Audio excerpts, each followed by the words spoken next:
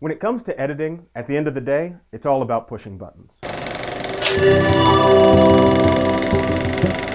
Hey guys, it's Udo-Ema, and you're watching this week's episode of Full Field the Basics, where we cover the key elements of video production. This week, I wanted to talk to you about software. There's a lot of different programs out there when it comes to editing your videos. Everything from the high-end platforms that run in the thousands of dollars to programs that run right on your phone. For years, the industry standard was an NLE, or non-linear editing platform from Apple called Final Cut Pro. In 2011, Apple rolled out its new version of Final Cut Pro 10, and that's where things got interesting. Let's just say that Final Cut X was met with a less than stellar reception, to the point where longtime rival Adobe offered a ridiculous discount to Final Cut users who were ready to make the switch. Now, since then, things have settled down quite a bit. Apple reintroduced a lot of the features and functionalities that were missing from Final Cut X in the new release.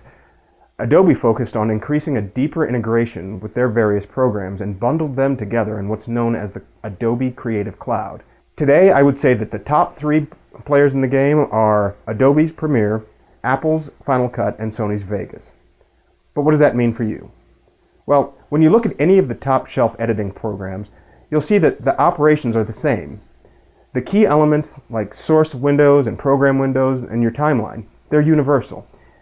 At the end of the day, you need to be able to look at your source clip, select the portion that you want, cut it, and put it on a timeline, and then look at the timeline and see what you've got. Basically, that's all you need to get started. For Mac users, there's iMovie, and for PC users, there's Windows Movie Maker.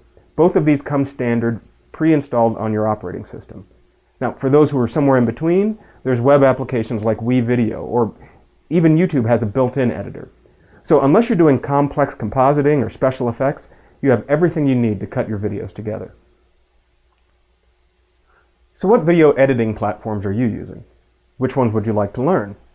I'd love to hear from you, so be sure to leave a comment below, and don't forget to subscribe so you'll get your weekly dose of video insight, and we'll see you next week.